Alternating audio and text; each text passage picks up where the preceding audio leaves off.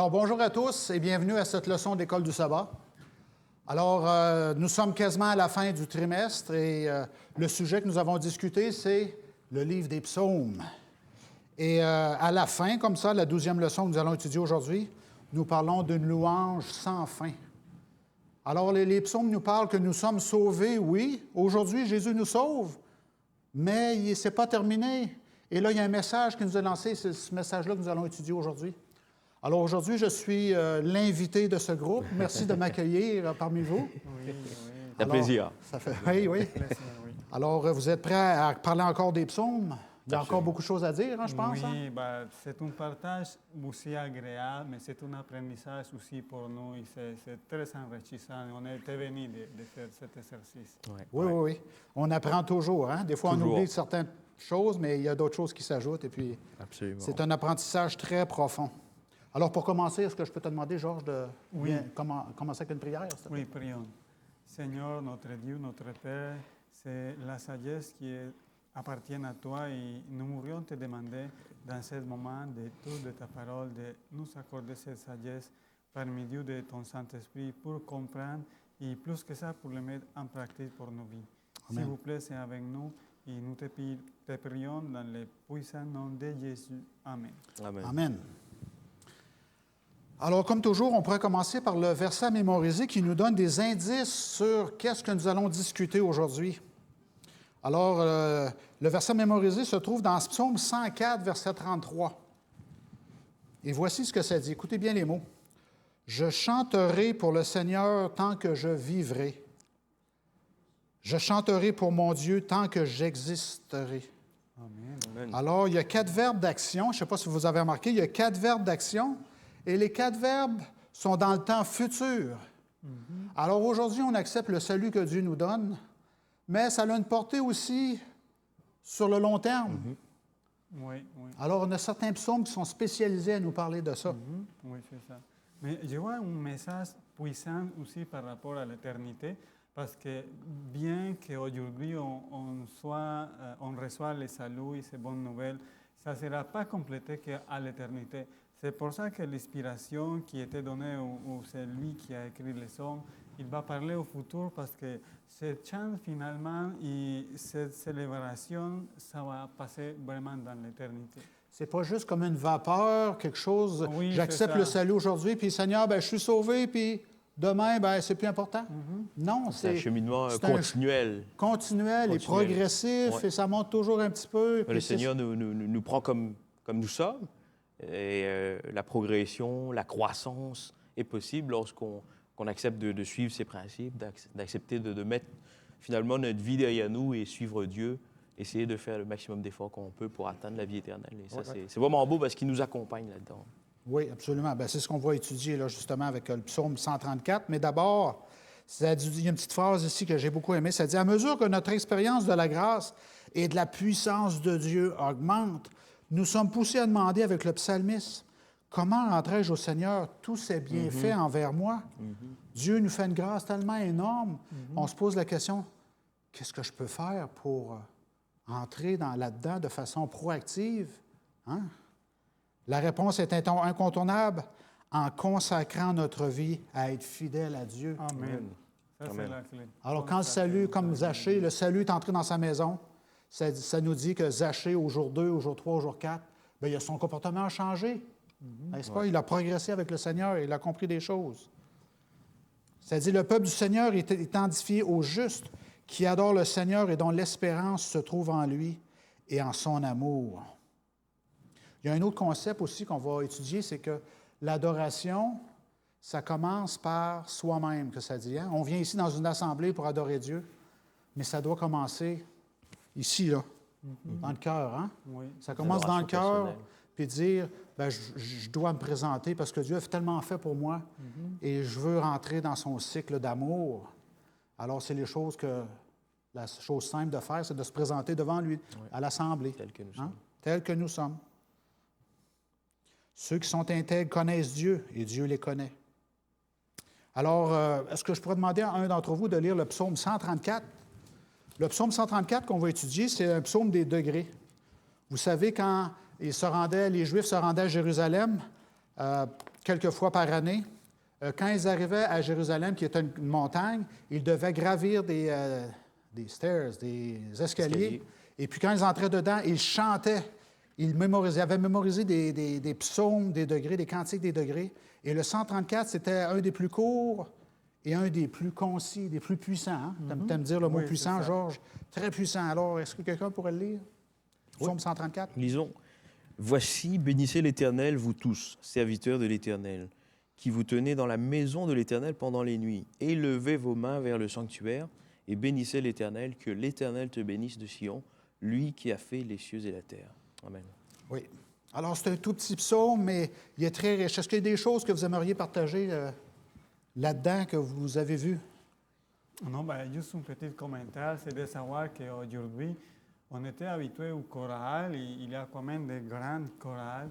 Oui, mais ce moment, ça a été très solennel parce que ça n'était pas juste une petite chorale, c'est toute une nation qui connaissait ces sons par cœur. Et quand il s'approchait à Jérusalem, il chantait et on pourrait entendre ces chants, ces sons, pas du celui-là, mais plusieurs autres, de loin et de proche. Et ça a été un moment vraiment spirituel, vraiment religieux et qui s'approchait tellement à une adoration congrégationnelle. Solennel, peut-être? Oui, solennel. Oui, Oui, c'était oui, très, très devant Dieu, se solennel. présenter devant Dieu.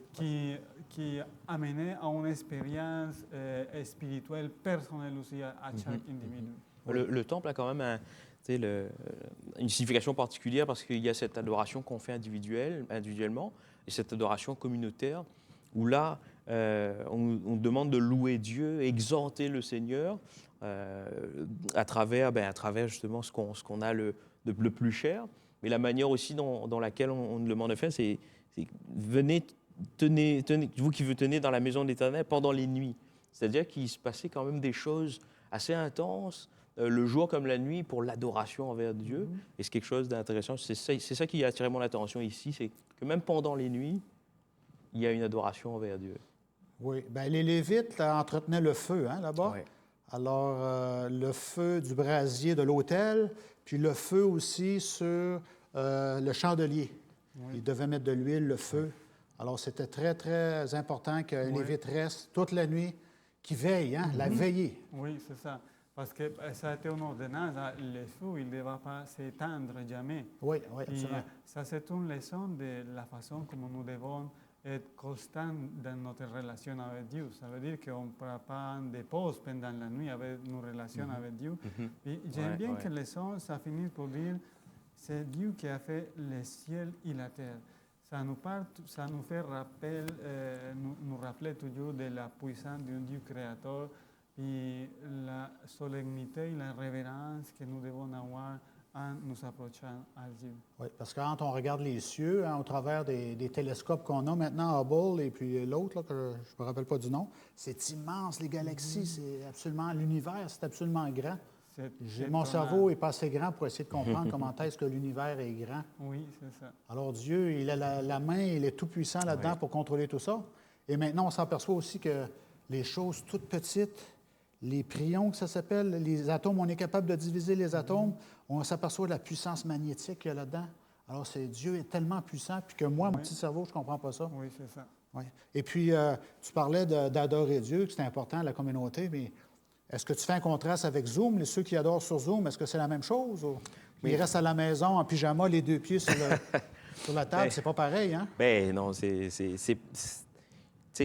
quand on est en communauté, il y a cette chaleur, il y a cette disposition où on peut partager des expériences, on est là en contact. Certes, il y a eu cette période de Zoom, et même ceux qui sont à distance, s'ils sont en difficulté de se déplacer, on peut comprendre que pendant un certain temps, ça se passe comme ça. Des situations d'urgence, des situations désespérées, des fois. Mais la réalité de la communauté vivante, c'est une expérience qui nous nourrit, mais aussi qui peut nous aider à grandir, à aider l'autre, parce que le partage d'expériences fait grandir, fait croître les autres également. Donc c'est ça, c'est un caractère unique de vivre cette communauté-là.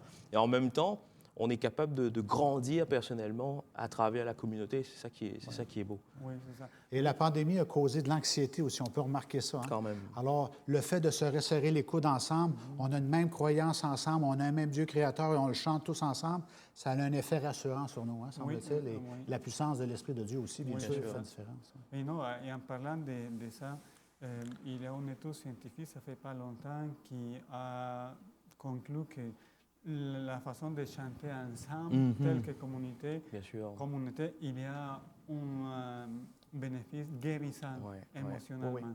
Mais c'est juste un mot encourageant pour ceux qui n'ont pas la chance de venir pour une circonstance ou l'autre. On peut aussi se rejoindre à la communauté en esprit, en avoir un esprit d'adoration aussi. Et ça serait important aussi, pas rester dans une façon informelle, c'est préparer le corps et l'esprit, ça va aider aussi à nous rejoindre à cette adoration et on va recevoir la bénédiction aussi. Et ça va nous permettre aussi d'avoir cette bénédiction, même si ça n'est pas dans la possibilité de venir précisément à l'Église. Oui, on salue nos frères et sœurs de la Gaspésie qui sont très peu nombreux, qui sont seuls, des fois seulement une famille, 2, 3. Mais oui, Dieu est avec eux, mais c'est toujours mieux de rejoindre la communauté, bien sûr. Oui, c'est ça. Oui. Georges, je vais te poser une question. Je vais essayer une colle un peu, on appelle ça une colle. Là. Ça parle aussi, élevez vos mains vers le sanctuaire et bénissez l'Éternel. Comment ça, on ne fait pas ça, nous, les Adventistes? Chanter l'Éternel. Élevez les mains dans le sanctuaire parce que nous allons dans des dénominations des fois, puis j'ai de la misère à voir le prédicateur à l'avant parce que tout le monde est là, les mains en l'air. Alors, pourquoi on voit ça ici et on voit plusieurs psaumes qui disent ça, élevez vos mains vers le sanctuaire? Ça a été un petit peu comme une tradition, mais le fait de lever les mains, c'est un symbole aussi d'adoration et de chercher Dieu. C'est de chercher quelque chose qui est plus grand que nous. Ce n'est pas par rapport au mérite des prédicateurs ou de celui qui chante. C'est savoir qu'on se rejoint à l'adoration et que notre adoration, c'est avec quelqu'un plus grand que c'est dans les cieux, c'est le Dieu Tout-Puissant. Puis, oui, c'est ça que je peux dire par rapport à ça. Puis, c'est toujours le fait de mettre l'accent en savoir qu'on se dirige vers le Créateur et qu'on va trouver dans lui la force. Ce n'est pas la force dans le soleil ni dans la lune, c'est dans le Dieu créateur de toutes ces choses. Puis, oui, c'est ça. Oui. Puis on peut voir aussi qu'ils élèvent les mains comme pour encourager aussi le Lévite à faire sa job, parce qu'il est dans la veille de la nuit, c'est difficile, peut-être qu'il s'endort. Est-ce qu'il va s'endormir? On ne veut pas qu'il s'endorme, on veut que le feu continue. Alors il faut veiller. C'est dans le sens de veiller, d'un moment critique. C'est ça, exactement. Alors, c'est un peu... c'est une façon de soutenir les autres, parce qu'on dit, regarde, tous ces gens sont là, puis ils ont les mains saines d'adoration, ils sont réveillés, ils ne sont pas endormis, parce que quand on lève les mains, tu ne peux pas être endormi, tu dois avoir un très, très bon sentiment, et ça se transmet. Oui. On voit ça dans les sports, hein, dans les stades. Là, vous voyez ça, ils les encouragent, là, ils lèvent les mains. C'est quelque chose de physique en nous. Hein. Il y a beaucoup d'émotions à ce moment-là. Mais en tant que chrétien aussi, il faut aussi balancer nos émotions et les choses sérieuses aussi. Hein. C'est un commentaire que j'ai vu, quelque chose que j'ai vu là-dedans. Et moi, une chose que j'ai vue, que je vais partager avec vous, ça dit « Vous bénissez l'Éternel et que l'Éternel te bénisse ». Alors, on voit une roue ici que nous bénissons l'Éternel, le reconnaissons pour les choses grandes, mais en même temps, il y a une bénédiction qui nous revient. Hein? C'est un peu une chose, une roue qui tourne, on pourrait dire. Hein? Je ne sais pas si vous l'avez vu comme ça. Là. Aussi, on dit que le psaume 134 fait une référence subtile avec nombre 6, qui est la bénédiction aaronique. Que l'Éternel te garde, hein, qu'il soit avec toi. Le peuple bénit Dieu dans le sanctuaire et Dieu bénit son peuple depuis Sion. Le fait que Sion soit mentionné comme étant le siège de bénédiction divine particulière souligne le lien d'alliance entre le Seigneur et son peuple. Ah, le mot Sion, la Jérusalem, dans la première alliance, signifiait que Dieu était avec eux par l'alliance. Hein, il y avait une alliance avec Abraham, une alliance qui a été répétée. Et c'était un symbole physique qu'ils pouvaient voir, parce qu'ils se rendaient là quelques fois par année pour adorer Dieu, pour des fêtes, les fêtes juives. Il dit, c'est au sein de l'alliance de grâce qu'Israël a ainsi atteint le privilège de bénir le Seigneur et que Dieu le bénit. Allons voir Psaume 18, verset 2. Alors, on va voir quelques psaumes pour nous guider sur le fait que c'est une bénédiction qui dure, quelque chose qui dure. Psaume 18, verset 2. Je t'aime, ô Éternel, ma force. Alors, on s'approprie la force de Dieu, hein? Ô Éternel, Éternel, mon rocher, ma forteresse, mon libérateur, mon rocher. Hein, la montagne de Sion, c'est quelque chose de solide, c'est une montagne solide. Psaume 36, verset 2. Psaume 36, verset 2. La crainte de Dieu. La parole impie du méchant résonne au fond de mon cœur. La crainte de Dieu n'est pas devant ses yeux, car il se flatte à ses propres yeux pour consommer son iniquité, pour assouvir sa haine. Les paroles de sa bouche sont fausses et trompeuses. Il renonce à agir avec sagesse, à faire le bien. 36, verset 2, oui. Alors, on voit ici que quand on médite sur le Seigneur, on peut voir la différence entre le bien et le mal. Et on peut voir nos voies aussi au travers de tout ça. Il y a quand même une invitation pour l'adorateur à un service. On parle de cette adoration infinie, mais il y a quand même aussi cet aspect de dévotion. Nous sommes adorateurs, mais aussi nous sommes serviteurs. Nous devons mettre un peu cette casquette de serviteur dévoué à l'adoration et prêt à bénir la maison de l'Éternel. Et ça, je trouve ça quand même quelque chose de vraiment important. Parce que si on est juste adorateur, ça prend tout son sens que l'adoration vienne avec cet aspect serviteur. Parce qu'à un moment donné, lorsque nous recevons des bénédictions, lorsque nous recevons cette croissance de la part de Dieu, il y a aussi, comme on le dit souvent, le moment de partager. Le moment d'aller partager la bonne nouvelle avec ceux qui nous entourent. Oui, et ça, c'est vraiment un cadeau. Mais on le remarque pas forcément tout de suite parce que peut-être la tâche est parfois ardue, mais dans cette démarche d'adoration, il y a toujours cet aspect d'aller chercher les autres, de partager cette bonne nouvelle. Oui. Parce que quand Jésus met cette graine dans le cœur, on veut parler, on veut le partager, c'est plus fort que nous. Hein? On avait la femme samaritaine qui ne voulait pas parler au début, mais à la fin, c'était plus fort qu'elle. Il a fallu qu'elle aille en ville et dire « Ah, voici ce que cet homme-là a fait pour moi. » Oui. Oui. Approchez-vous de lui, pierre vivante, rejetée par les humains, certes, mais choisie et précieuse aux yeux de Dieu. Vous-même, comme des pierres vivantes, construisez-vous pour former une maison spirituelle, un saint sacerdoce, afin d'offrir des sacrifices spirituels agréés de Dieu par Jésus-Christ. Alors, on voit l'apôtre Pierre, c'est l'apôtre Pierre qui écrit ça ici. Il parle d'un saint sacerdoce où est-ce que nous sommes comme les Lévites, dans le temple, à toujours avoir, à participer, à manger ce pain, à être éclairé par la lumière du chandelier et à aller aussi à l'autel des prières. Hein? C'est notre sanctification que Dieu nous aide et nous transforme au travers de ça. Hein? Et nous faisons ça à un Dieu qui est invisible. Hein? Les Romains ils regardaient les Juifs, ils disaient, on ne comprend pas, vous adorez, mais il n'y a pas de statue. Parce que c'est un Dieu qui est invisible. Il nous demande ça de croire ça par la foi. Alors la foi, c'est quelque chose qui est très important. Et c'est sur le long terme. Hein? On dit, approchez-vous de lui, pierre vivante. Et quand Pierre dit ça, ce n'est pas seulement pour aujourd'hui, où ce que j'accepte le salut, mais pierre vivante, de jour en jour. Construisez-vous. Hein? On a le mot ici, là, construire. C'est quelque chose qui prend du temps à construire. Pour former une maison spirituelle. Hein, on peut voir que c'est sur une période de temps que c'est demandé de faire, afin d'offrir des sacrifices spirituels. Hein, il y avait des sacrifices à tous les jours qui étaient agréés par Dieu, par Jésus-Christ. Alors, ça, on conclut dimanche en disant, nous avons ainsi un rôle sacerdotal. Nous sommes des prêtres pour Dieu. Et en ceci que nous sommes appelés à servir de médiateurs entre la bonne nouvelle de l'Évangile et le monde. Nous sommes des médiateurs. Oui. Quels sont les moyens les plus efficaces d'y parvenir? Eh bien, tu l'as dit, c'est le service. Oui. Il y a cette dimension, justement, sur cette question, j'avais ressorti quelques points. Il y a un premier aspect d'une vie transformée, déjà, que Dieu le fait avec... quand on est convaincu et quand on veut suivre le Seigneur, il nous transforme. Il y a aussi cet aspect de, justement, partager son témoignage autour de nous. Oui, c'est ça. Et les gens voient qu'on est peut-être différent, mais c'est l'occasion à ce moment-là de partager notre foi, partager Oui, c'est notre ça, expérience. justement. Il y a cette relation personnelle avec Dieu, mais aussi avec les autres. L'évangélisation, évidemment. Les médias sociaux, aujourd'hui, il y a tellement de possibilités de partager rapidement Il y a beaucoup de un communication. verset Oui, oui, oui. ou un livre à travers les réseaux sociaux.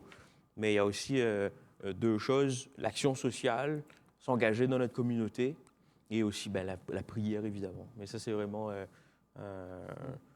un passage obligé pour pouvoir partager la parole. C'est ces moyens efficaces pour qu'on puisse y arriver. Oui, puis le sel, nous sommes le sel de la Oui, terre aussi. oui, Alors, ça oui. aussi, c'est un processus que le soluté, là, ça prend du temps, là. Oui, oui, Oui, oui. alors, oui. Mais c'est une grâce. C'est une grâce sans prétention de dire qu'on peut apporter quelque chose à notre société. On peut apporter quelque chose à notre communauté parce que Dieu nous donne ce cadeau de pouvoir faire le bien aux autres et de transmettre un message d'amour et d'espérance. Et ça, on ne peut que Tout ça le dans remercier. l'humilité aussi. Absolument, Tout absolument. ça dans l'humilité. Les gens du monde regardent, puis c'est des gens humbles, ça, probablement qu'ils n'ont rien à nous montrer, à nous donner, ces gens-là. Mais en réalité, s'ils pouvaient écouter, hein, on a un message grandiose. Oui. Hein. Oui, oui.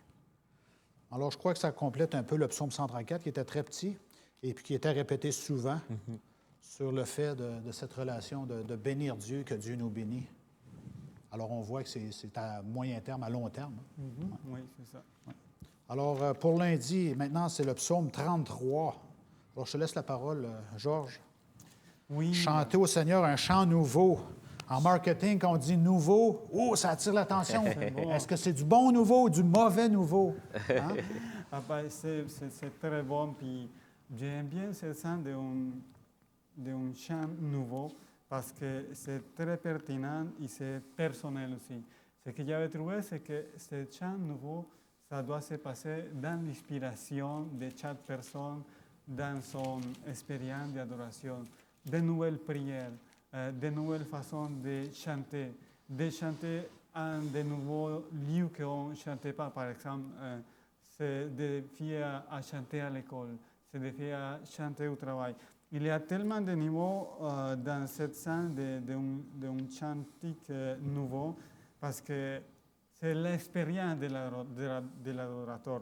Ce n'est pas simplement d'apprendre quelque chose de nouveau, c'est une expérience nouvelle. Et on va lire quelques versets, par exemple, dans Psaume 33, 3, ça dit « Chantez-lui un cantique nouveau, faites retentir vos instruments et vos voix. » Toujours c'est l'action qui va mener l'adoration à lui donner un bon sens.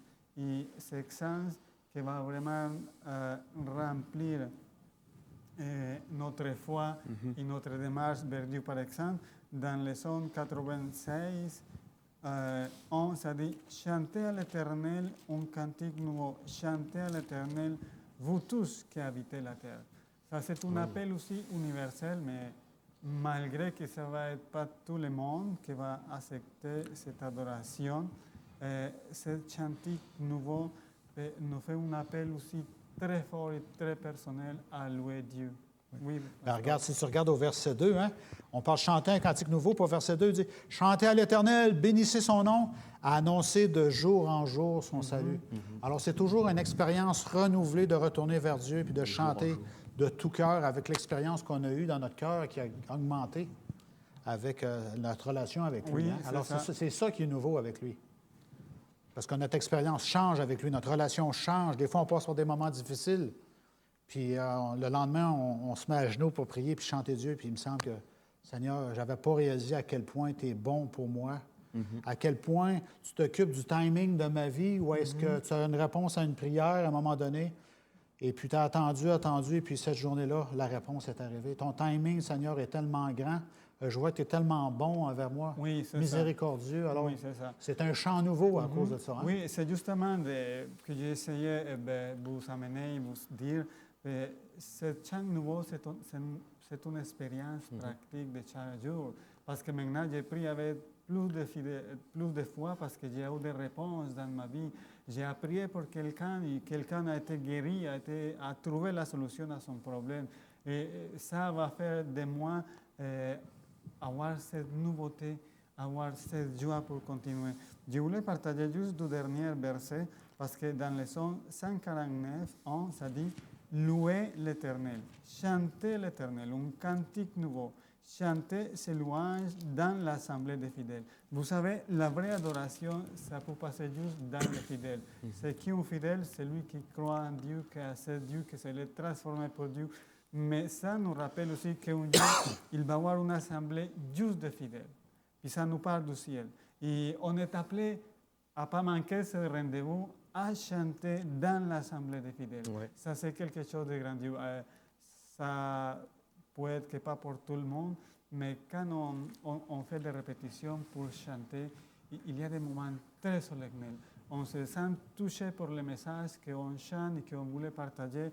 Puis ça va être ce rendez-vous que Dieu nous invite à avoir un jour ce chant nouveau dans l'assemblée des fidèles au ciel. Absolument. Puis il y a un autre verset que j'avais bien aimé, et on va prendre le temps de le lire, et ça va être dans Apocalypse, le chapitre 5, le verset 9. Je vais demander au pasteur Yanis, s'il vous plaît, de le lire pour nous. 5, 8. 5, 9. Apocalypse 5, 9. Il chantait un cantique nouveau en disant, « Tu es digne de prendre le livre et d'en ouvrir les sceaux, car tu as été immolé, tu as racheté pour Dieu par ton sang des hommes de toute tribu, de toute langue, de tout peuple et de toute nation. » Merci beaucoup. Amen. Gloire à Dieu. Amen. Ça va être le chantique, ça va être le chant de sauver pendant l'éternité. C'est Jésus qui était l'auteur et le consommateur du salut. Et c'est lui qui nous accorde la vie éternelle. Et ce chantique nouveau, on dirait que ça va même se renouveler pendant les siècles de l'éternité. Parce qu'on va trouver toujours des raisons, de nouvelles compréhensions pour remercier le Seigneur. C'est Dieu tellement grand, tout puissant. Parce que dans la 12e phrase, ça nous dit « Tu es digne de prendre le livre et d'ouvrir les sceaux, car tu as été immolé. » Ce sacrifice est tellement grand que ça va avoir toujours d'inspiration pour avoir un chantique nouveau dans le sang, qu'il va avoir toujours de nouvelles inspirations, de nouvelles compréhensions. Et il faut aussi nous rappeler que Dieu nous a rachetés parce qu'on était perdus, mais Dieu nous a rachetés par son sacrifice. Puis ce chantique nouveau, il n'y a pas d'exclusion parce que j'aime bien ici que ici ça a été remarqué. Dieu a racheté des sons de toute tribu, de toute langue, de tout peuple, de toute nation. Il n'y a pas le lieu pour l'exclusion. C'est tellement inclusif que c'est pour tout le monde et on reçoit cet appel. Et on retrouve aussi encore une fois cet appel à ne pas manquer ce rendez-vous que Dieu nous fait de chanter un jour ce chantique nouveau parce que ça va être une inspiration à un autre niveau.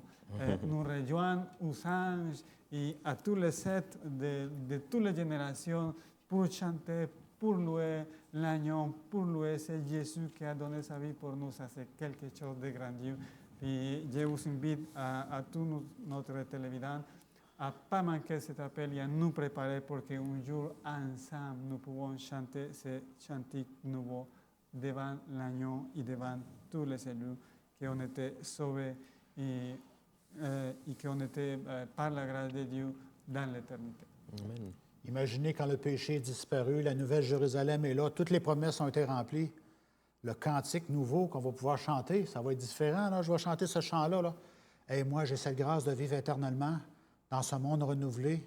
Plus de froid, plus de douleur, plus de misère, plus de péché.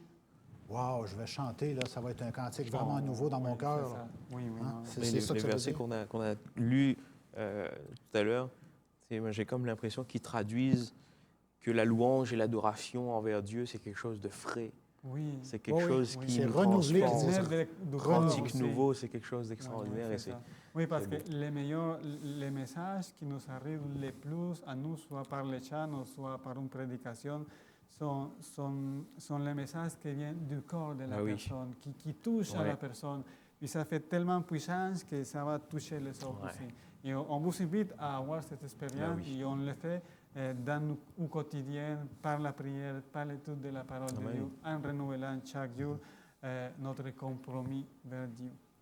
Il y a une phrase dans Lundi qui est très intéressante, ça dit « La véritable adoration va au-delà des sacrifices et des offrandes.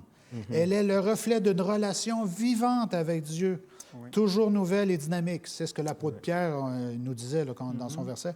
En un sens, on pourrait simplement dire que le chant nouveau est une nouvelle expression chaque jour de notre amour pour Dieu et de notre appréciation de ce qu'il a fait pour nous. Ouais, amen.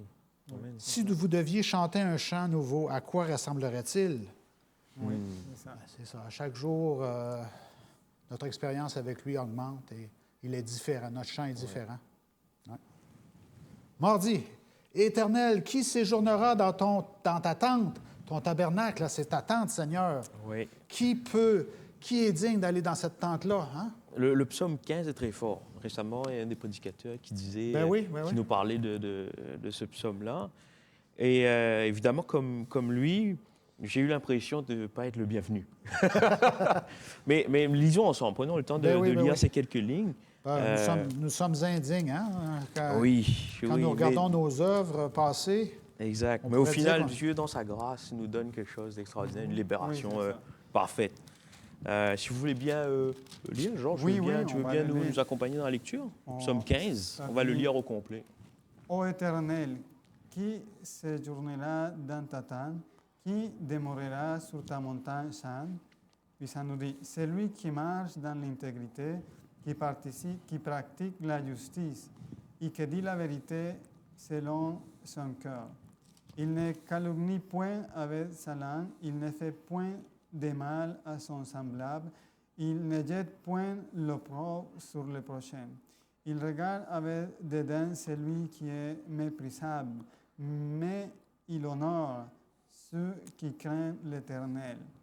Il ne retraite point s'il a fait un serment à son préjudice. Il n'excite point de l'intérêt de son argent, il n'accepte point de dons contre l'innocent. Celui qui se conduit ainsi ne chancelle jamais. Amen, merci. Alors, ici, c'est vraiment une invitation à faire de notre mieux. Une invitation à abandonner le mal. Oui. Mais c'est aussi un miroir. Moi, je dis un miroir lorsqu'on le regarde, ce texte-là. J'ai comme l'impression qu'il nous dit, bon, toi, tu as des choses à changer dans ta vie. Je m'aperçois que j'ai des petits points sales encore. Voilà. Là, ça dit, le texte parle de ces personnes dignes d'être dans la présence de Dieu, mais elles sont décrites comme ayant de l'intégrité, comme étant conscients de la justice, de la vérité dans leur vie quotidienne. Ce texte peut paraître nous condamner, mais à travers ça, il y a quand même la grâce que Jésus nous offre. Mais pour essayer de passer au travers de ce texte-là, les personnes dignes d'adorer en la présence de Dieu sont évidemment celles qui sont intègres et justes. Ceux qui marchent dans l'intégrité, qui pratiquent cette justice, sont dignes de se tenir devant Dieu. Et c'est normal, parce que c'est un Dieu créateur, c'est notre roi, et c'est le respect que nous lui devons. Il y a aussi cette vérité dans le cœur et dans les paroles que doivent avoir les personnes dignes d'entrer dans la présence de Dieu. Ils doivent pratiquer cette bienveillance envers leur prochain, honorer Dieu exactement, et craindre Dieu. Il y a aussi cette fidélité envers l'engagement et une justice économique. On ne va pas porter d'intérêt sur ce qu'on va emprunter à notre prochain, mais c'est vraiment une invitation ici à faire de notre mieux pour entrer dans la sainteté de Dieu. On nous dit à travers notre guide d'études, la sainteté est donc une condition obligatoire pour entrer dans la présence de Dieu. Nous pouvons paraître indignes d'être dans la présence de Dieu, mais rappelons-nous que Jésus est notre avocat. Jésus a payé le prix pour que nous puissions être en avant de ce Dieu-là. Certes, à un moment donné, l'Esprit va nous parler pour nous dire « Fais attention, fais ce que le Seigneur te demande, abandonne tes mauvaises actions ». jusqu'au moment où nous pourrons ressembler à Jésus-Christ. Mais c'est un défi, comme tout à l'heure tu disais, de jour en jour. C'est une marche quotidienne et c'est vers là que le Seigneur aimerait nous emmener. La loi a été donnée au peuple de Dieu pour lui permettre de réaliser son plus grand potentiel, c'est-à-dire de vivre comme un royaume de sacrificateurs. Alors nous avons toutes, si je peux me permettre l'expression, toutes les cartes en main pour pouvoir atteindre ce plein potentiel similaire à ces sacrificateurs. Mais c'est quand même un défi réalisable grâce à Dieu. Et c'est vraiment ça qui doit nous pousser, nous conforter dans notre marche avec le Seigneur. Oui. Bien, ça dit, 15, verset 1, ça dit, il pose la question à Dieu, qui séjournera dans ta tente? Parce que nous sommes tous des pécheurs. Absolument. Mais il dit, qui demeurera sur ta montagne sainte? Alors, le défi, c'est de vivre là dans la montagne sainte. Alors, on peut vivre spirituellement dans notre tête aussi. Oui. Hein? De toujours dire, bien là, le lieu saint, Seigneur, là, on marche dans cette sainteté, le chemin de la sanctification dans le temple qui est démontré. Hein? Alors, c'est le défi qui nous est demandé. Qui demeurera sur ta montagne sainte? Et ça finit en disant, celui qui se conduit ainsi ne chancelle jamais. Alors, c'est connaître le chemin de Dieu, comment est-ce que Dieu fonctionne avec sa justice et le processus de sanctification dans lequel il nous aide par l'Esprit Saint. Et celui qui fait ça, bien, ne chancellera jamais. Absolument, absolument. Les textes poursuivent. Je vais prendre un dernier texte dans le psaume 24, versets 3 à 6, qui dit « Qui pourra monter ?» C'est plus ou moins similaire à ce qu'on vient de lire. « Qui pourra monter à la montagne de l'Éternel ?» Verset 3. « Qui s'élèvera jusqu'à son lieu saint ?»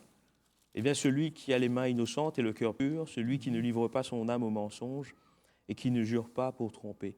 Il obtiendra la bénédiction de l'Éternel, la miséricorde de Dieu, du Dieu de son salut.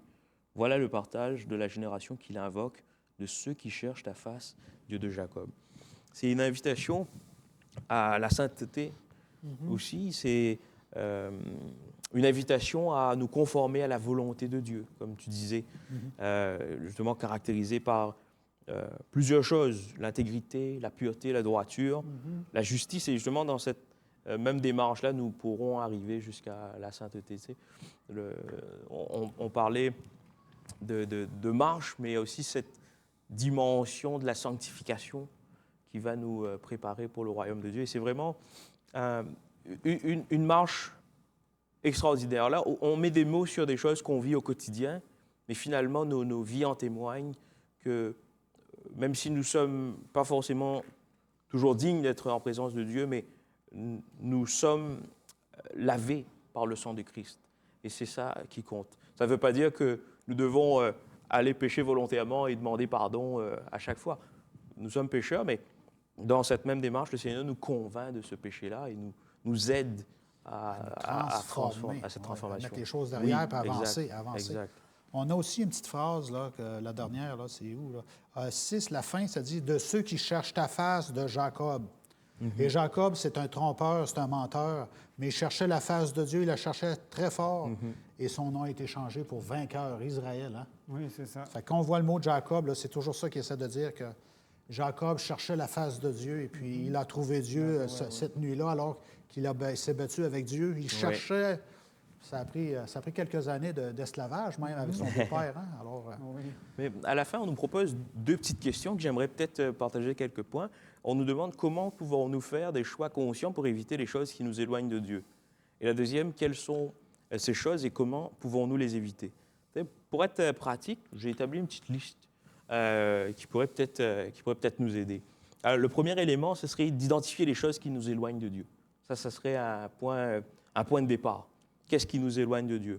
Ensuite, lorsqu'on a saisi ce qui nous éloigne de Dieu, on peut entrer dans cette démarche de cultiver une relation plus intime avec notre Dieu. Ensuite, il est question de faire preuve de discernement. Le Seigneur met en avant de nous ce qui a changé. Et ensuite, le quatrième élément, ce serait d'éviter les occasions de chute. Bon, nous sommes pécheurs, certes, mais lorsque nous réalisons que telle ou telle chose peut nous faire chuter, eh bien, prendre les devants et nous en éloigner. Nous entourer de personnes positives, et c'est là qu'intervient peut-être cette dimension de la vie communautaire, des personnes qui peuvent nous aider, des mentors, des gens spirituels qui peuvent nous accompagner dans notre marche spirituelle. Fréquenter des gens qui peuvent nous aider. Absolument, Qui absolument, peuvent c'est un prier point pour nous essentiel. aussi, pour que l'Esprit soit répandu sur nous. Qu'il Absolument. fasse le miracle aussi. Hein? Il y a aussi cette dimension de nous atteler à la tâche finalement de la discipline spirituelle, de faire de notre mieux pour étudier la parole, pour prier. Et évidemment, il y a cet aspect de la repentance et de demander pardon à notre Dieu. Donc, c'est quelques points que, bon, j'ai peut-être un lancé comme ça, mais voilà, c'est quelques pistes qui pourraient nous aider à essayer de poursuivre notre marche avec le Seigneur, Oui, mais non. d'une bonne manière. Absolument, absolument. Absolument, oui. Maintenant, raconter sa gloire parmi les nations. Non, Avec c'est la constante parmi les du nations, temps. Oui, ça va être leçon 86. Puis j'aime bien que ce concept d'évangélisation est toujours présent dans la Bible. Puis ça va être quelque chose de garder juste pour nous. Ça, c'est partager aux autres. Puis ça, c'est parce que ne sont pas nombreux les passages qu'on trouve dans l'Ancien Testament de cette idée que l'Évangile et que le salut, ça n'était pas juste pour le peuple d'Israël, mais ça va parler aussi de toutes les nations. Et toujours ce concept de chanter à l'Éternel, parce que quand on chante, on doit chanter avec nos émotions, avec nos sentiments. Puis c'est toujours cette expérience relationnelle que Dieu voulait avec nous. Puis par exemple, dans le verset 4, ça dit « Car l'Éternel est grand et très digne de louange. Il est redoutable par-dessus de tous les dieux. » Puis ça met à Dieu dans une position vraiment où il mérite être supérieur à un niveau plus haut. Pour faire comprendre à les autres aussi qu'il se trompe en cherchant ses propres dieux, parce qu'il a juste un seul Dieu. Puis il va donner aussi ce sens de Dieu créateur. Puis il va faire de nouveau l'emphase sur les dieux du peuple sont des idoles. Puis on ne doit être pas gêné de témoigner de notre foi. Oui. Mais Amen. ce qui va donner force à nos paroles, ça c'est la sainteté de notre vie. Parce qu'on peut se rappeler d'un jeune homme comme Daniel, et il était un esclave, il était un captif, mais sa fidélité, c'est ça qui donnait force à ses paroles. Et Dieu peut s'en servir de lui pour témoigner que oui, que le Dieu de ces esclaves, le Dieu de ces petits hébreux, il avait la puissance. Et il faut nous rappeler toujours que ce n'est pas une question de nous, c'est une question de la gloire de Dieu. Et Dieu va le faire. Mais aussi, cette fait de partager l'Évangile aux autres, de savoir que ça ne doit pas rester chez nous seulement. On doit aller ailleurs. On doit partager à tout le monde cette nouvelle.